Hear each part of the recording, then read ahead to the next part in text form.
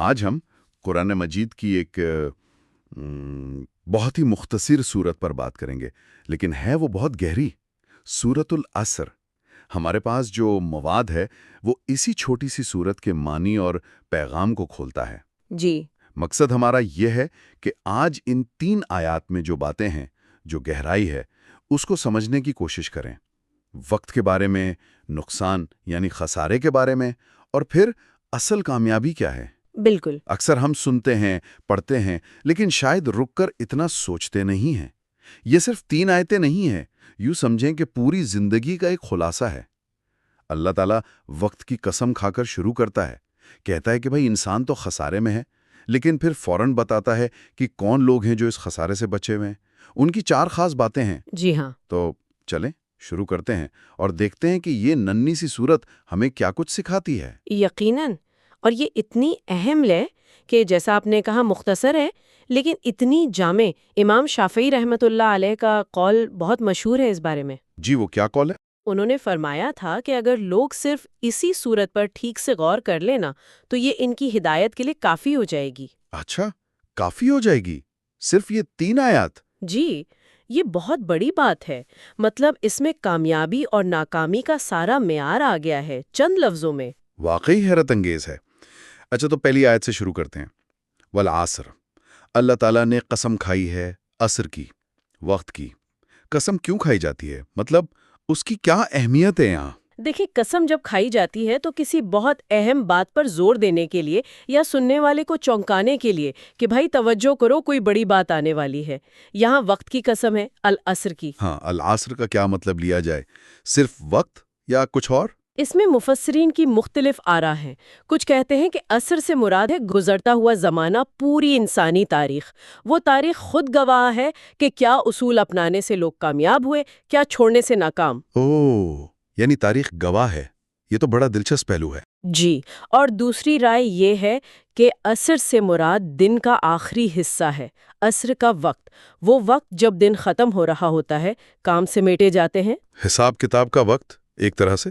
بالکل، جیسے وہ وقت تیزی سے گزرتا ہے ویسے ہی زندگی کا وقت بھی گزر رہا ہے۔ یہ ایک یاد دہانی ہے کہ بھئی وقت کم ہے۔ تیسری رائے یہ بھی ہے کہ اس سے مراد نبی کریم صلی اللہ علیہ وسلم کا مبارک زمانہ ہے، جو تاریخ کا بہترین دور تھا۔ تو مطلب چاہے تاریخ ہو، دن کا آخری پہر ہو، یا آپ صلی اللہ علیہ وسلم کا زمانہ، مرکزی نقطہ تو وقت کی اہمیت ہی ہے۔ جی بالکل، وقت کی اہمیت اور اس کا تیزی سے گزرنا، یہ وہ سرمایہ ہے جو سب کو ملا ہے برابر، لیکن یہ رکتا نہیں، کم ہوتا جا رہا ہے۔ صحیح کہا۔ امیر ہو یا غریب، وقت تو بس چل رہا ہے، نہ اسے جمع کر سکتے ہیں نہ روک سکتے ہیں۔ یہ احساس ہی کافی ہے ہمیں سوچنے پہ مجبور کرنے کے لیے۔ دراصل یہ قسم ہمیں جگانے کے لیے ہے، غفلت سے، جیسے کوئی الارم بج رہا ہو کہ اٹھو، وقت جا رہا ہے۔ سوچو، یہ جو سب سے قیمتی چیز ملی ہے اسے کہاں لگا رہے ہو؟ تو یہ قسم ایک تنبیہ ہے، ایک وارننگ؟ جی، ایک سنجیدہ وارننگ کہ آگے جو بات آ رہی ہے وہ بہت اہم ہے۔ اور وہ بات فوراً ہی آ جاتی ہے دوسری آیت میں۔ ان الانسان لفی خسر، بے شک انسان خسارے میں ہے۔ یہاں تو انا بھی ہے، لا بھی ہے تاکید کے لیے۔ جی، مطلب اس میں کوئی شک نہیں، یہ پکی بات ہے، اور یہ نہیں کہا کہ کچھ انسان یا اکثر، بلکہ الانسانہ یعنی پوری نوع انسانی، عمومی طور پر انسان خسارے میں ہے۔ یہ تو بہت بڑی سٹیٹمنٹ ہے، مطلب سبھی خسارے میں؟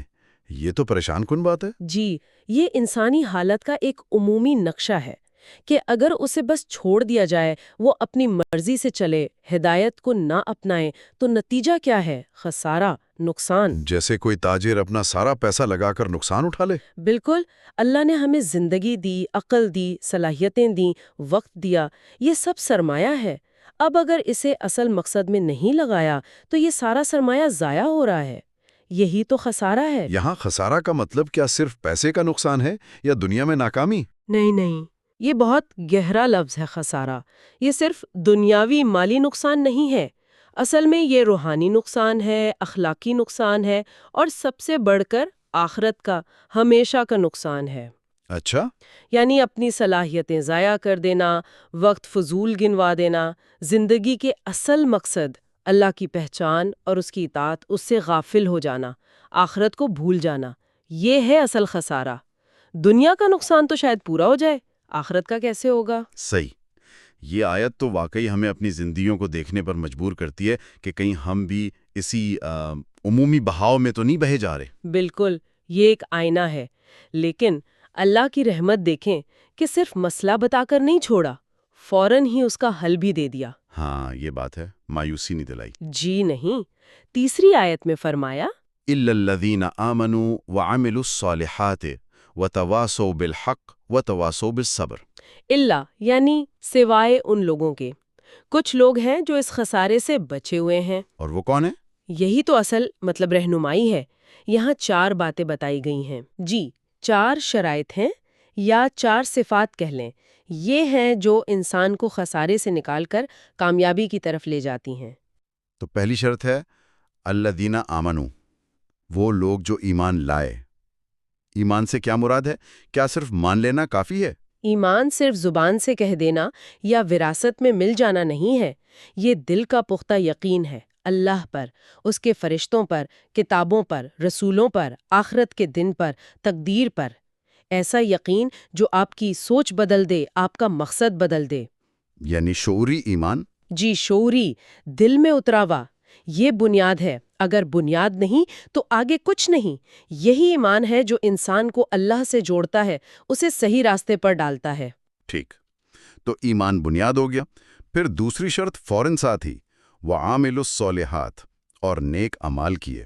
ایمان کے ساتھ عمل کا ذکر۔ جی، کیونکہ سچا ایمان ہوگا تو عمل میں ضرور نظر آئے گا۔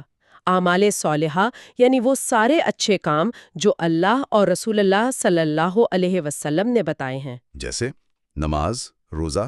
ہاں، عبادات بھی اور اخلاق بھی، سچ بولنا، امانت داری، انصاف کرنا، معاملات ٹھیک رکھنا، وعدہ پورا کرنا، اور حقوق العباد، ماں باپ، رشتہ دار، پڑوسی، یتیم، مسکین، سب کے حقوق۔ تو بہت وسیع ہے یہ اعمال صالحہ۔ بہت وسیع۔ ایمان اور عمل جڑے ہوئے ہیں۔ عمل کے بغیر ایمان کا دعویٰ وہ بے معنی ہے۔ قرآن میں دیکھیں، جہاں ایمان کا ذکر ہے اکثر ساتھ ہی عمل صالح کا بھی ذکر ملے گا۔ بالکل، تو ایمان دل میں اور نیک عمل اس کا ثبوت باہر۔ لیکن بات یہاں ختم نہیں ہوئی، تیسری شرط بھی ہے، وَالتَّوَاصَوْا بِالْحَقِّ، ایک دوسرے کو حق کی نصیحت کی۔ اس کا کیا مطلب ہے؟ کیا صرف خود ٹھیک ہو جانا کافی نہیں؟ نہیں، اسلام صرف اپنی نجات کا نام نہیں ہے، یہ ہمیں معاشرے کا ذمہ دار بھی بناتا ہے۔ تواصو کا مطلب ہے ایک دوسرے کو تاکید کرنا، نصیحت کرنا، خیرخواہی کے ساتھ۔ وصیت کی طرح؟ جی، جیسے کوئی بہت اہم بات بتائی جاتی ہے۔ اور حق کیا ہے؟ ہر سچی بات، انصاف کی بات، اللہ کے حکم کے مطابق بات، توحید، شرک سے روکنا، نیکی کا حکم، برائی سے منع کرنا، ظلم کے خلاف بولنا، سب حق میں آتا ہے۔ یعنی جو لوگ خسارے سے بچنا چاہتے ہیں وہ صرف خود حق پر نہیں چلتے بلکہ دوسروں کو بھی اس کی طرف بلاتے ہیں۔ بالکل، وہ معاشرے کی فکر کرتے ہیں، دوسروں کی خیرخواہی کرتے ہیں۔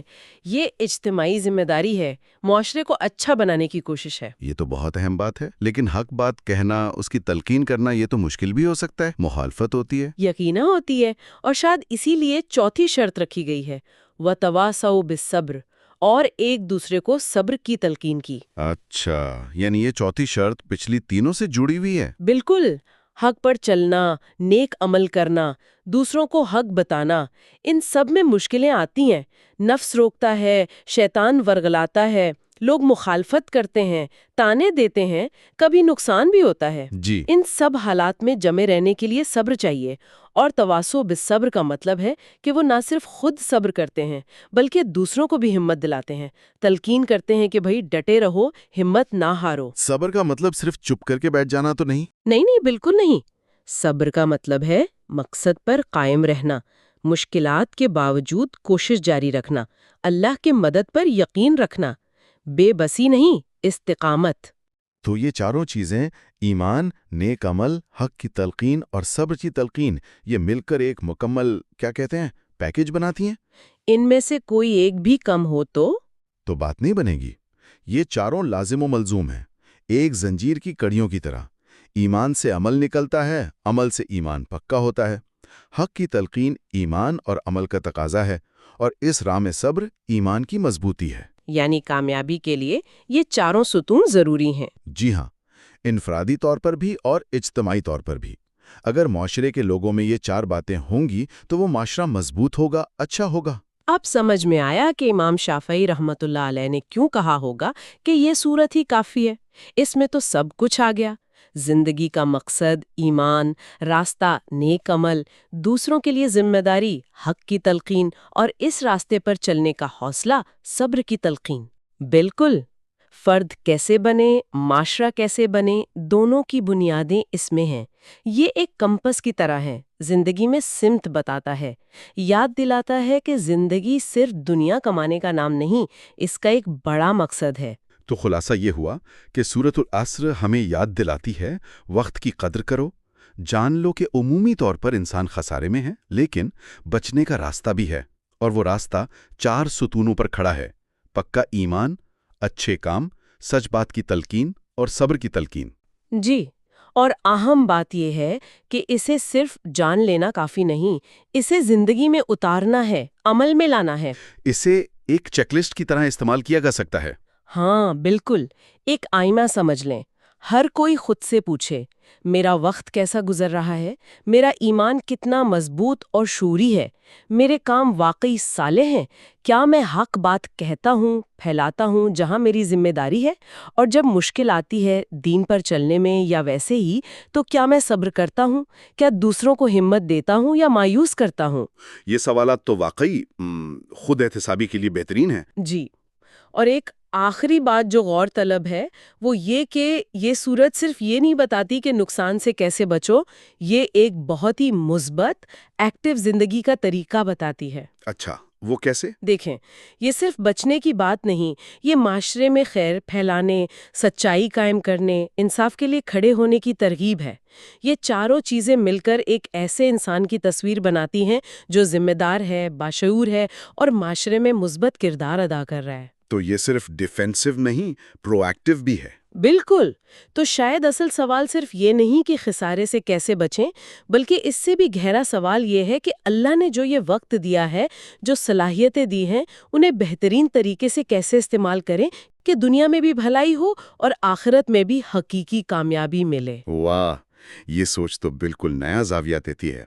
یہ صرف ایک وارننگ نہیں، بلکہ ایک مشن سٹیٹمنٹ ہے بہترین زندگی کے لیے۔ جی، ایک روشن مستقبل بنانے کا عملی منصوبہ۔